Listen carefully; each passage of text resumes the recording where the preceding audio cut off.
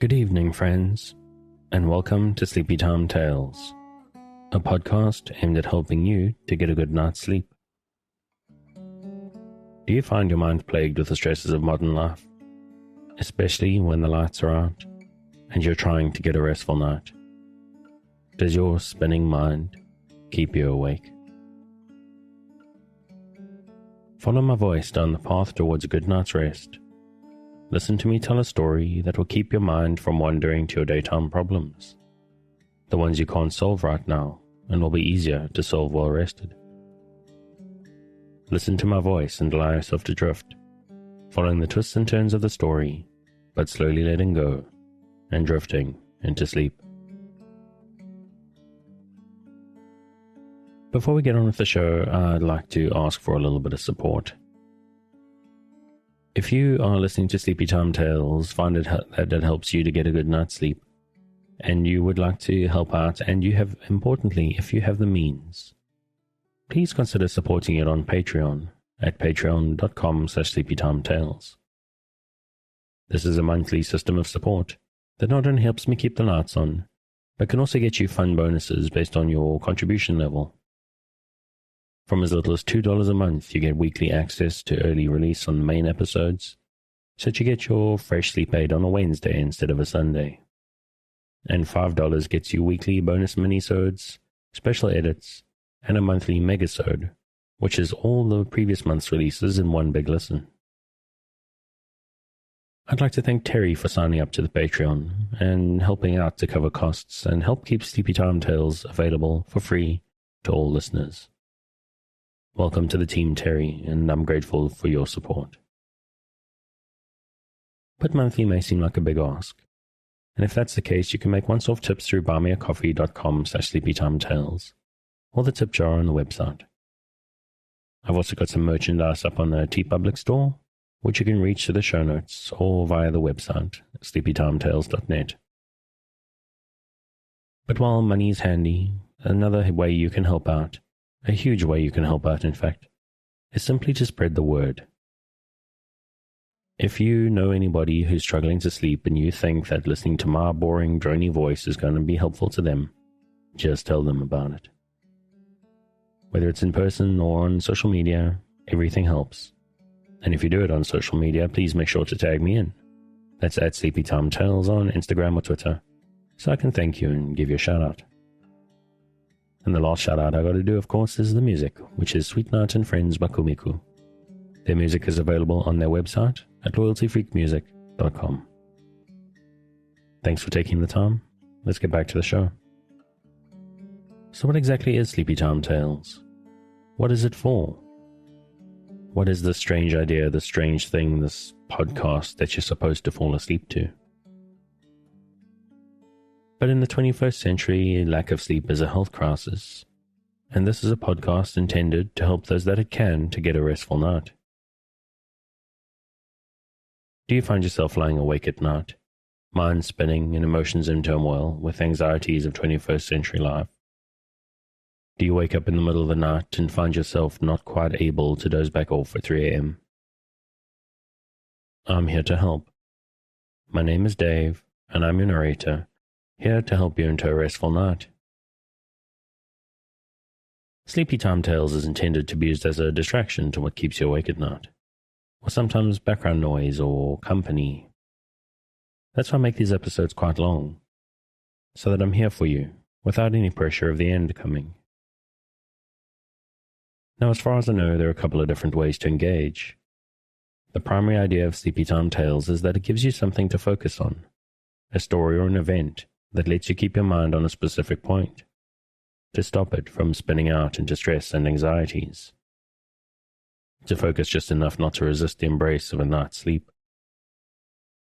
But maybe you need something a little bit different. Maybe you just need something in the background. Some people like white noise, or sound of the ocean, or wind in the trees, or music, or maybe you just need a boring dude droning on. But it's very important that you don't try to force the sleep.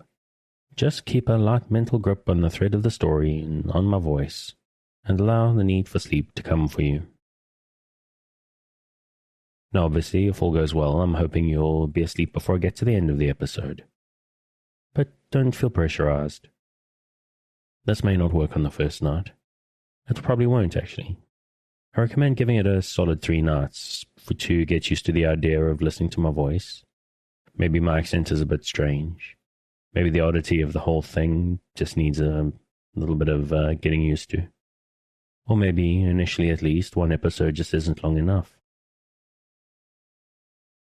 And also, maybe your problem isn't so much going to sleep. Maybe you do fall asleep at night and wake up at 3 a.m. and find yourself staring at the ceiling, not quite awake, not quite asleep, and not sure how to deal with that. What I recommend you do, if you're one of those folks, and it's actually pretty much the story of my life, is I recommend downloading a whole bunch of episodes into your podcatcher of choice, putting them all in a playlist and starting in the latest and let them go. That way, when you wake up in the middle of the night, if your earbuds have fallen out, if that's how you're listening, or if your smart speaker's still going, you can just carry on listening and allow sleep to come back again. You can even do similar if you wake up before your alarm, 60 minutes or as little as 30 minutes. It might seem pointless. What is an extra 30 minutes sleep going to do for you? But there is something about allowing deep relaxation right before the alarm that's satisfying on a whole new level. I've even had people actually thank me for suggesting that they do this. So that's the idea. You engage with the show wherever you need it, and you just relax. If this is new and seems strange to you, just give it a chance. Because I'm here to work with you, to create a safe space, a cocoon in which you can curl up and allow nature to take its course. So if you're still with me, thank you for staying. If you're already asleep, we'll chat again soon. And of course, you aren't hearing me, except maybe in a dream. It's been a long break, but tonight we return to Pride and Prejudice by Jane Austen.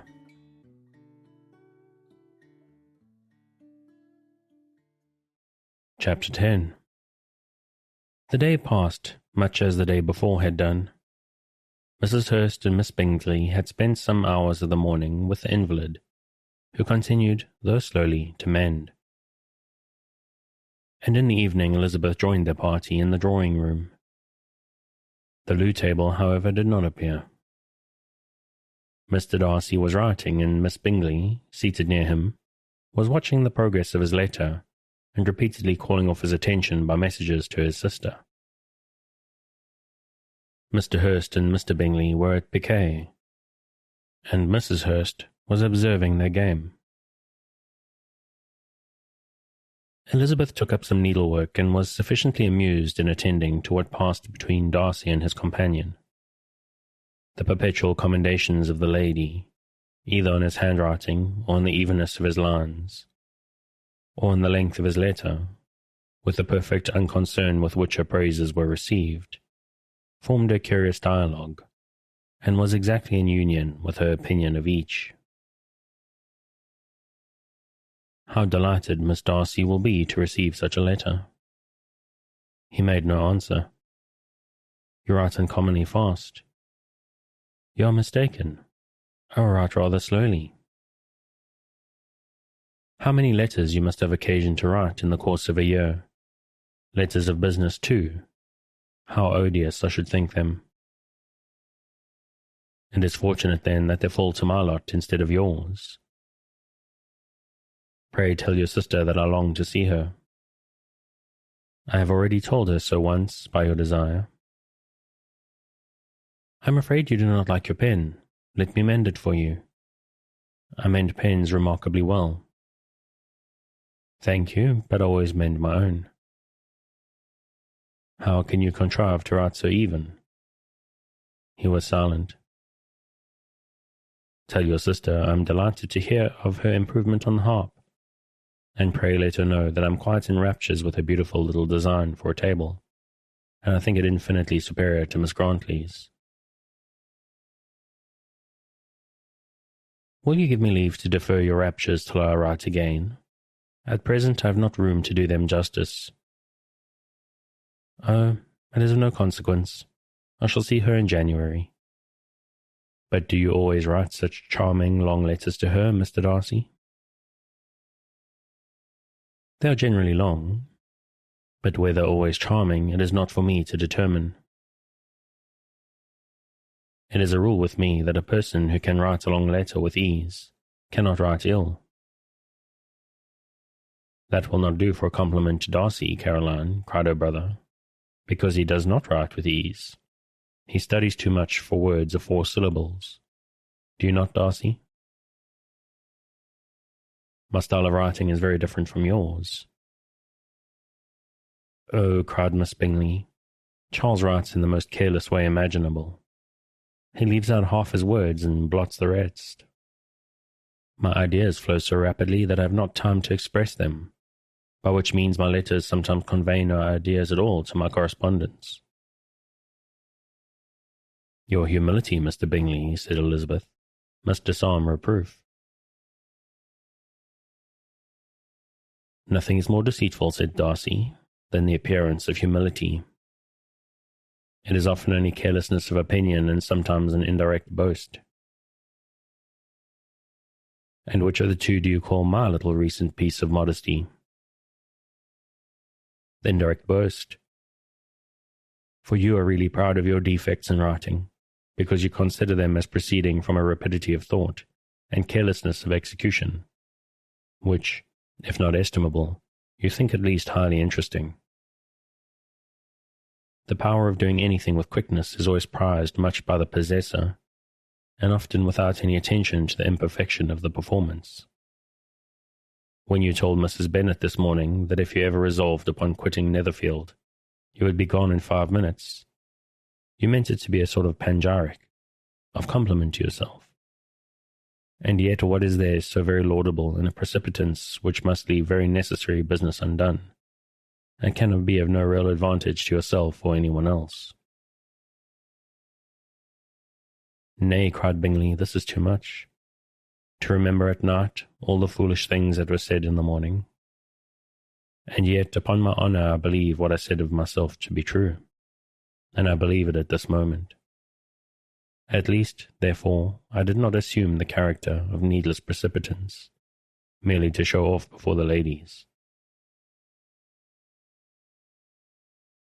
I dare say you believed it, but I am by no means convinced that you would be gone with such celerity. Your conduct would be quite as dependent on chance as that of any man I know.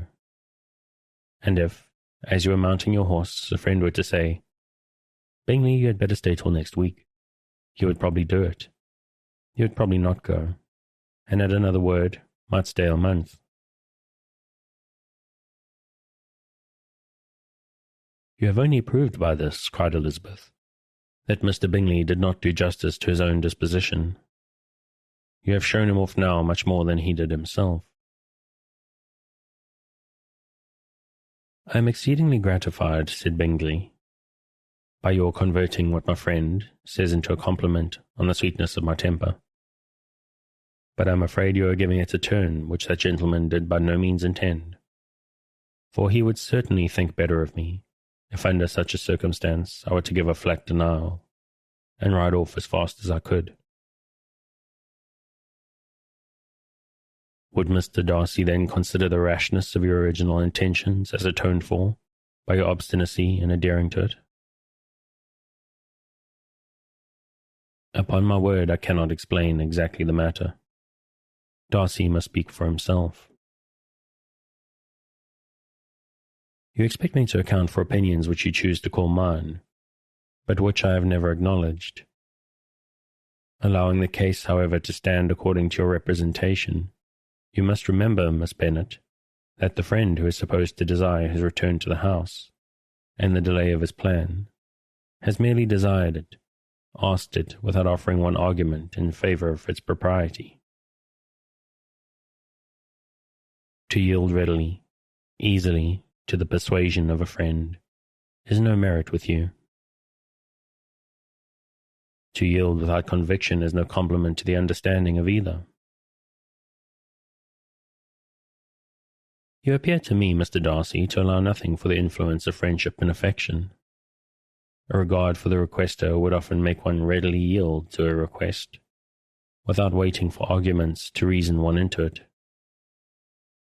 I am not particularly speaking of such a case as you have supposed upon Mr. Bingley. We may as well wait, perhaps, till the circumstance occurs before we discuss the discretion of his behaviour thereupon. But in general, in ordinary cases between friend and friend, where one of them is desired by the other to change a resolution of no very great moment, should you think ill of that person for complying with the desire, without waiting to be argued into it? Will it not be advisable, before we proceed on this subject, to arrange with rather more precision the degree of importance which is to appertain to this request, as well as the degree of intimacy subsisting between the parties? By all means, cried Bingley. Let us hear all the particulars, not forgetting their comparative height and size, for that will have more weight in the argument, Miss Bennet, than you may be aware of. I assure you that if Darcy were not such a great tall fellow in comparison with myself, I should not pay him half so much deference. I declare I do not know a more awful object than Darcy on particular occasions, and in particular places, at his own house especially, and of a Sunday evening when he has nothing to do.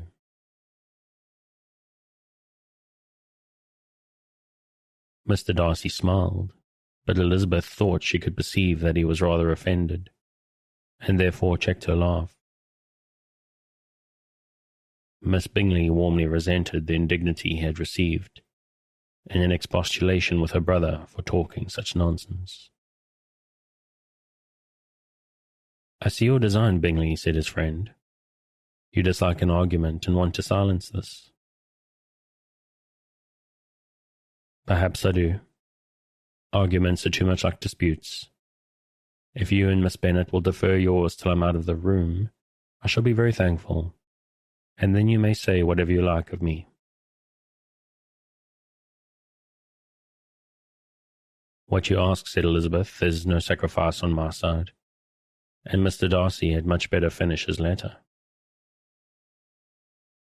Mr. Darcy took her advice and did finish his letter. When that business was over, he applied to Miss Bingley and Elizabeth for an indulgence of some music.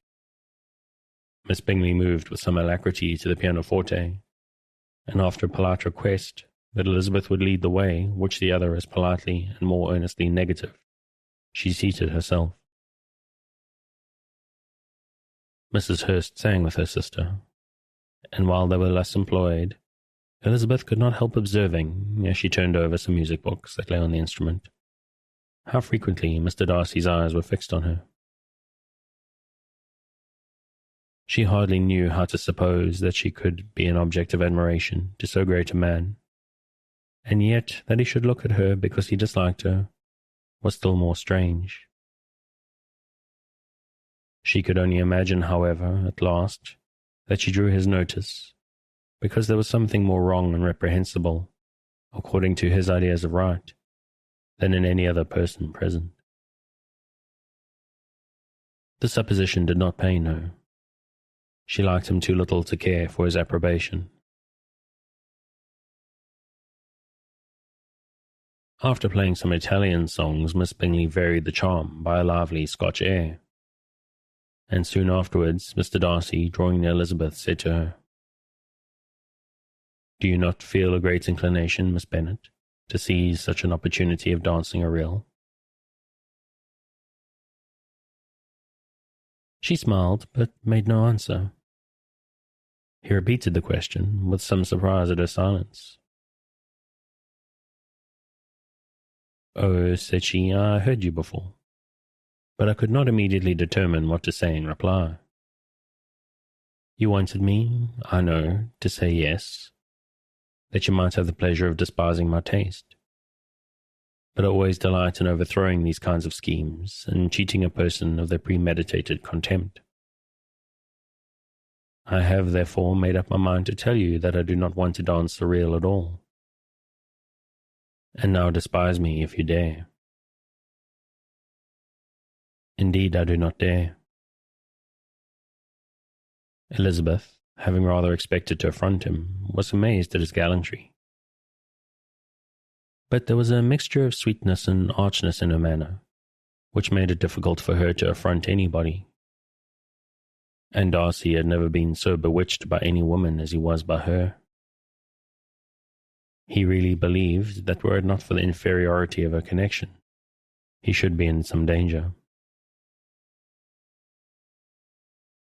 Miss Bingley saw, or suspected enough, to be jealous, and her great anxiety for the recovery of her dear friend Jane received some assistance from her desire of getting rid of Elizabeth.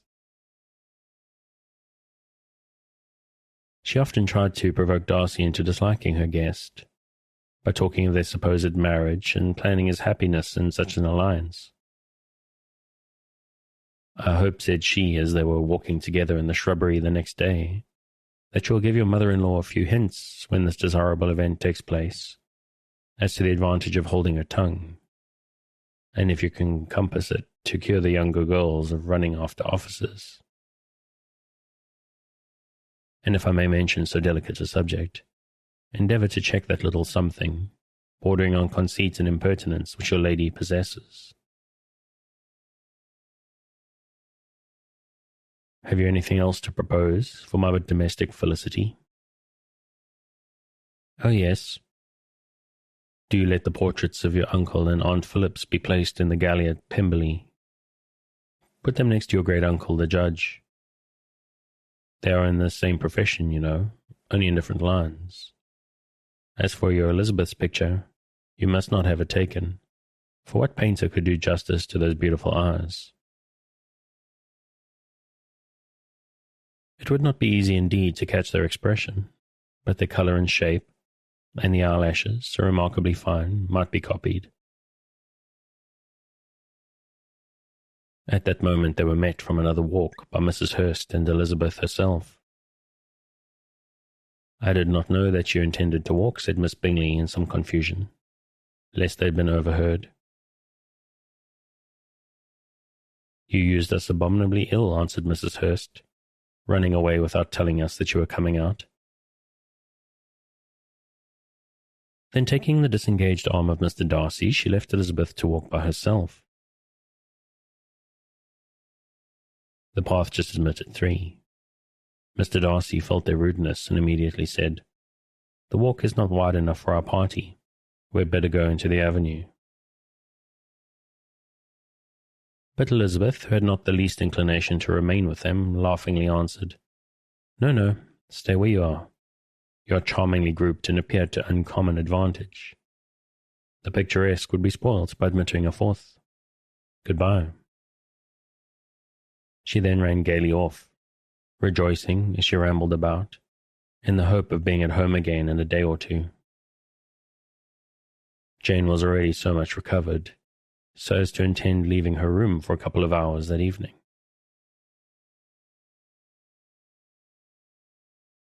Chapter 11. When the ladies removed after dinner, Elizabeth ran up to her sister, and seeing her well guarded from cold, attended her into the drawing-room, where she was welcomed by her 2 friends with many professions of pleasure. And Elizabeth had never seen them so agreeable as they were during the hour which passed before the gentlemen appeared.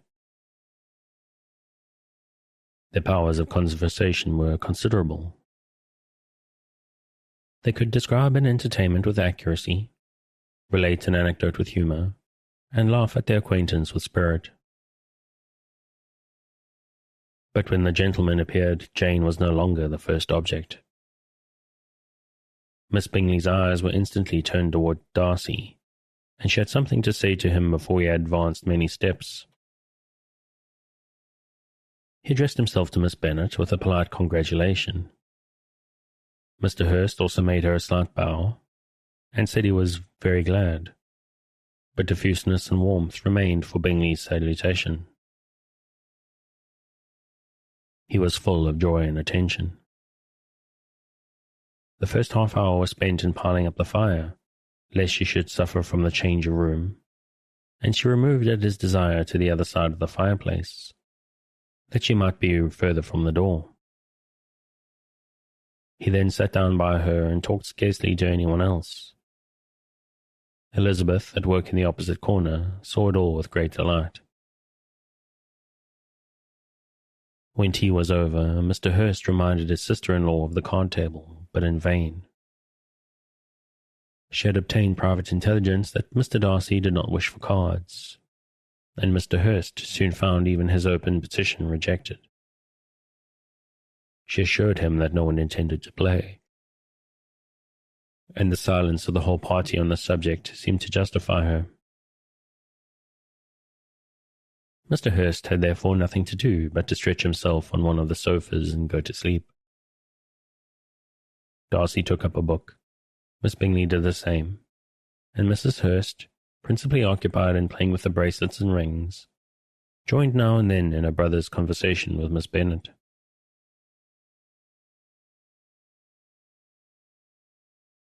Miss Bingley's attention was quite as much engaged in watching Mr. Darcy's progress through his book as in reading her own, and she was perpetually either making some inquiry or looking at his page.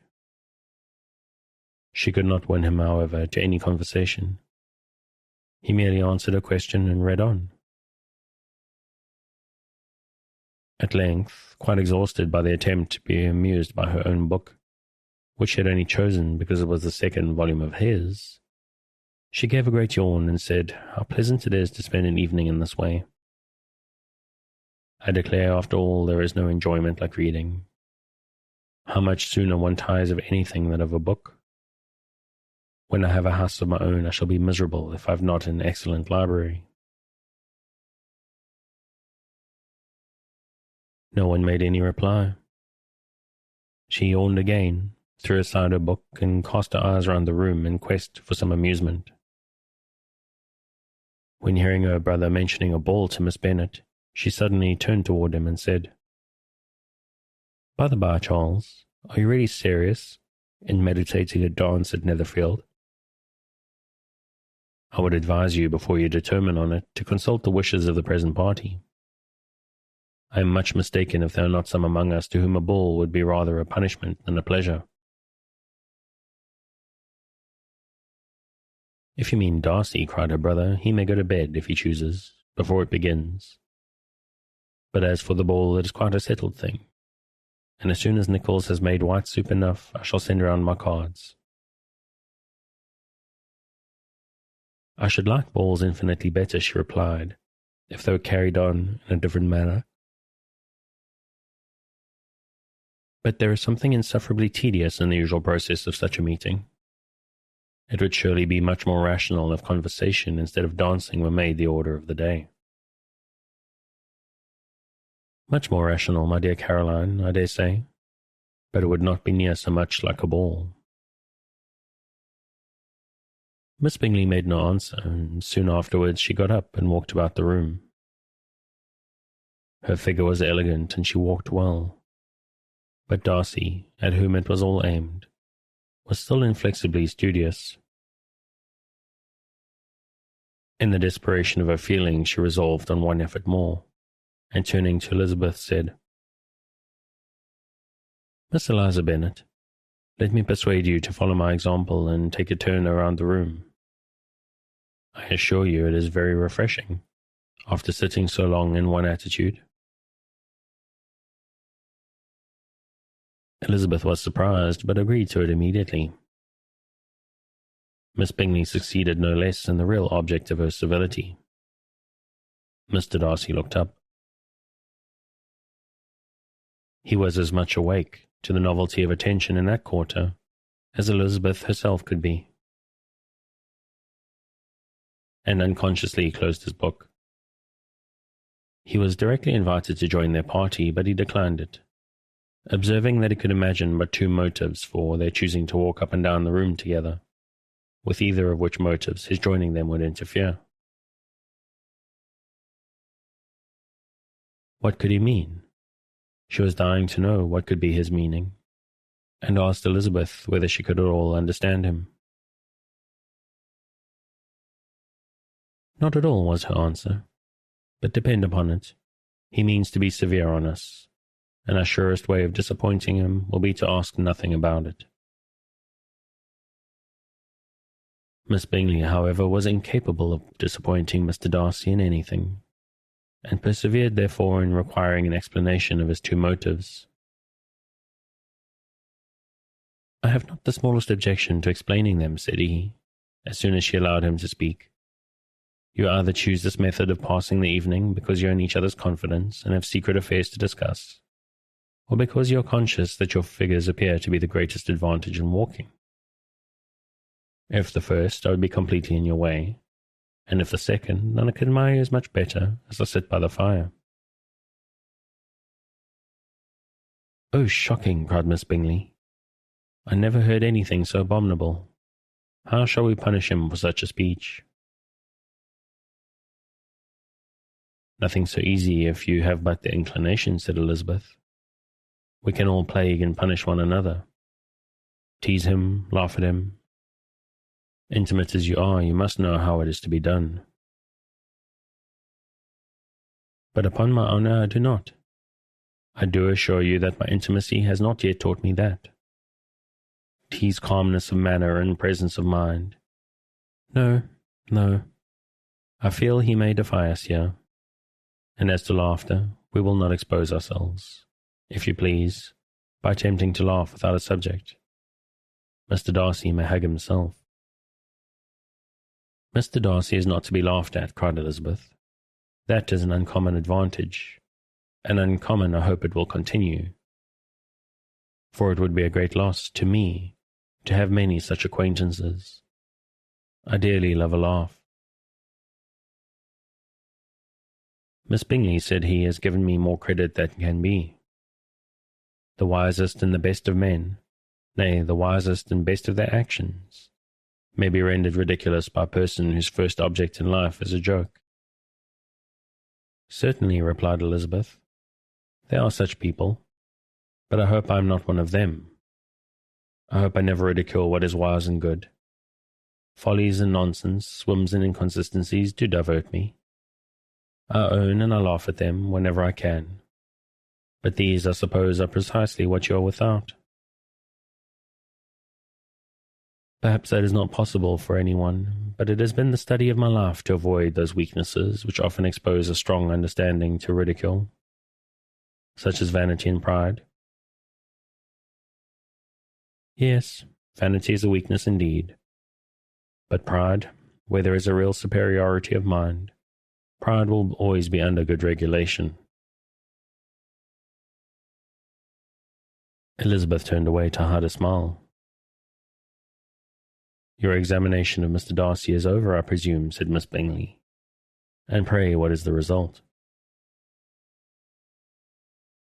"I am perfectly convinced by it that Mr. Darcy has no defect. He owns it himself without disguise." "No," said Darcy, "I have made no such pretension. I have faults enough, but they're not, I hope, of understanding. My temper I dare not vouch for. It is, I believe, too little yielding, certainly too little for the convenience of the world. I cannot forget the follies and vices of others so soon as I ought, nor their offences against myself. My feelings are not puffed about with every attempt to move them. My temper would perhaps be called resentful. My good opinion, once lost, is lost forever." "That is a failing indeed," cried Elizabeth. "Implacable resentment is a shade in a character. But you have chosen your fault well. I really cannot laugh at it. You are safe from me." "There is, I believe, in every disposition a tendency to some particular evil, a natural defect which not even the best education can have overcome." "And your defect is to hate everybody?" "And yours," he replied with a smile, "is wilfully to misunderstand them." "Do let us have a little music," cried Miss Bingley, tired of a conversation in which she had no share. "Louisa, you will not mind my waking Mr. Hurst?" Her sister had not the smallest objection, and the pianoforte was opened, and Darcy, after a few moments' recollection, was not sorry for it.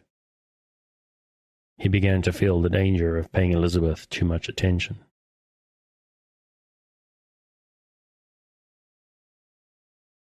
Chapter 12. In consequence of an agreement between the sisters, Elizabeth wrote the next morning to their mother to beg that the carriage might be sent for them in the course of the day.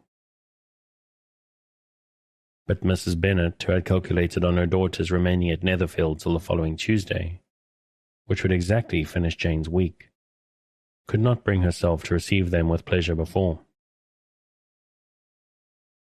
Her answer, therefore, was not propitious, at least not to Elizabeth's wishes, for she was impatient to get home. Mrs. Bennet sent them word that they could not possibly have the carriage before Tuesday, and in her postscript it was added that if Mr. Bingley and his sister pressed them to stay longer, she could spare them very well. Against staying longer, however, Elizabeth was positively resolved. Nor did she expect it would be asked, and fearful, on the contrary, as being considered as intruding themselves needlessly long, she urged Jane to borrow Mr. Bingley's carriage immediately, and at length it was settled that the original design of leaving Netherfield that morning should be mentioned, and the request made.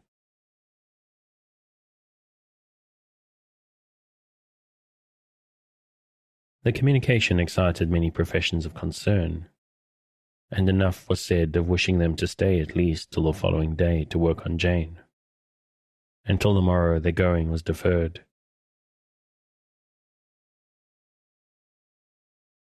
Miss Bingley was then sorry that she had proposed the delay, for her jealousy and dislike of one sister much exceeded her affection for the other. The master of the house heard with real sorrow that they were to go so soon, and repeatedly tried to persuade Miss Bennet that it would not be safe for her, that she was not enough recovered.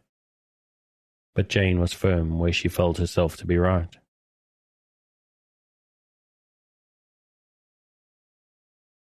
To Mr. Darcy it was welcome intelligence. Elizabeth had been at Netherfield long enough. She attracted him more than he liked, and Miss Bingley was uncivil to her, and more teasing than usual to himself. He wisely resolved to be particularly careful that no sign of admiration should now escape him. Nothing that could elevate her with the hope of influencing his felicity. Sensible that if such an idea had been suggested, his behaviour during the last day must have material weight in confirming or crushing it. Steady to his purpose, he scarcely spoke 10 words to her throughout the whole of Saturday, and though they were at one time left by themselves for half an hour, he adhered most conscientiously to his book, and would not even look at her. On Sunday, after morning service, the separation, so agreeable to almost all, took place. Miss Bingley's civility to Elizabeth increased at last very rapidly, as well as her affection for Jane, and when they parted, after assuring the latter of the pleasure it would always give her to see her either at Longbourn or Netherfield, and embracing her most tenderly, she even shook hands with the former. Elizabeth took leave of the whole party in the liveliest of spirits. They were not welcomed home very cordially by their mother. Mrs. Bennet wondered at their coming, and thought them very wrong to give so much trouble, and was sure Jane would have caught cold again. But their father, though very laconic in his expressions of pleasure, was really glad to see them. He had felt their importance in the family circle. The evening conversation, when they were all assembled, had lost much of its animation, and almost all its sense by the absence of Jane and Elizabeth. They found Mary, as usual, deep in the study of through base and human nature, and had some extracts to admire, and some new observations of threadbare morality to listen to. Catherine and Lydia had information for them of a different sort. Much had been done and much had been said in the regiment since the preceding Wednesday. Several of the officers had dined lately with their uncle. A private had been flogged, and it actually had been hinted that the Colonel Foster was going to be married. And I haven't been very well lately, so my voice is about to give out. So it's a little bit short, but I think I'm going to call it there for tonight. As always, if you'd like to pick up where we left off, you can find Pride and Prejudice on Project Gutenberg at the link in the show notes, or watch one of the many televised or movie versions, or even the one with zombies or the Bollywood version. This is, after all, one of the great stories that's been remade and retold many, many times. Thanks again for joining me on this episode of Sleepytime Tales, the podcast designed around a bedtime story to help you to get a restful night. New episodes will be released every Sunday night to give you something fresh to help you rest in a new week. But make sure to subscribe in whatever service you use so that you get your new episodes whenever they come out. A reminder that the music for tonight is Sweet Night and Friends by Kumiko. Check out more of their work on their website, which you'll find linked in the show notes. Good night, and sweet dreams.